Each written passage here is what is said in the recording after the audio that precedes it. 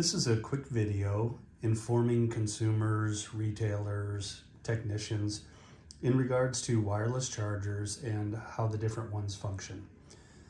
I have a wireless charger that's just feeding off of my computer over here that I will show you. This is a $25 unit.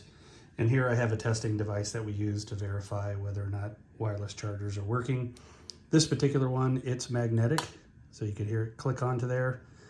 And then you can see this one is ramping up to, it's about 7.7 volts on average, and then 0.9 amps. So this is targeting about a 5-watt charging. The nice feature about that, however, is the magnetic helps to center this very appropriately with the markings that are on the charger itself, so that you get proper locating.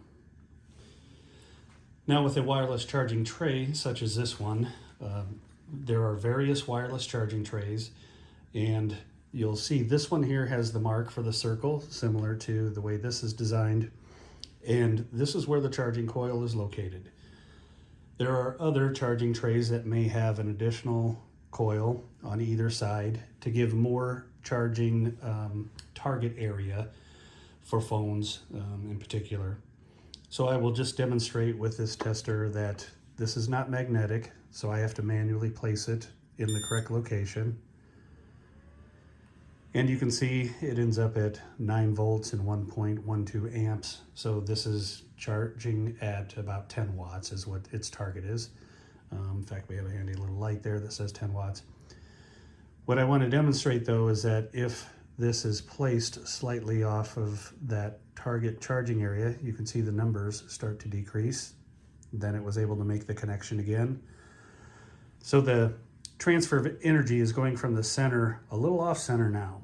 So what that can do is generate heat sometimes, either in the charging tray or on your charging device that you're trying to charge. Now I will move this slightly further and let the numbers decline. I'm going slightly further. It is trying to retrieve the signal to transfer the energy. As you can see, these numbers, they're not reaching their potential.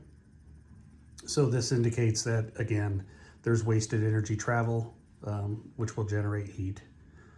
There, it's really starting to dip down. I'm going to move it just enough off so that it actually loses connection. We're getting close to that location. They're definitely surpassed it. So now there's no longer wireless charging going on. So you can see, you can just barely see the circle of that target area. If you're off by even that much, with a single coil style charging tray, it will not charge. I will go ahead and move it back into the target area, and you will notice that it does not start charging again. That is because of the foreign object detection that is in wireless trays. If there's foreign objects, change, paper clip, anything that it detects that there could be an issue that it doesn't want to charge, it will not charge.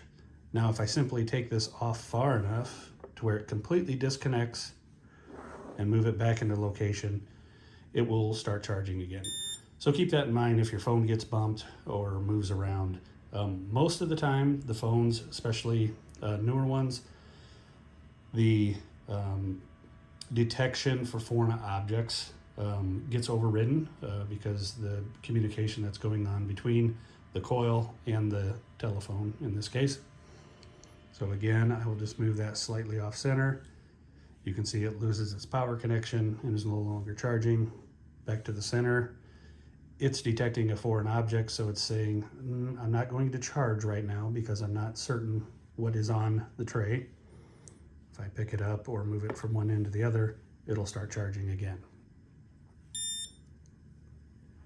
And by the way, this was a wireless charging tray that was sent back to us as a failure, and obviously it works. Okay, I will go ahead and remove that device, and then we'll just show you with a phone, this iPhone in this case. I will set it basically perfectly centered, and you can see that the charging begins. You can see the icon that is charging over here.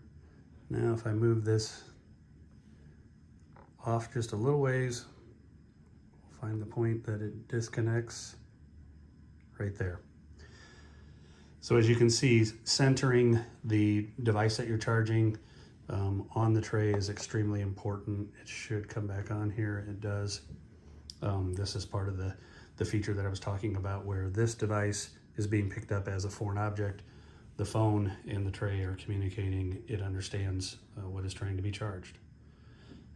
So this is just a informative video for you so that you can see how different wireless chargers work differently. Some of the ones with the additional coils, obviously then you can move it further. It just depends on who the manufacturer of the charging tray is. That determines how it's designed and how centered you need to have the device. And also, again, the point of when it's going to go to charging, when it is off center, that extra distance that the electricity is traveling will generate heat in the charging tray and typically in the device.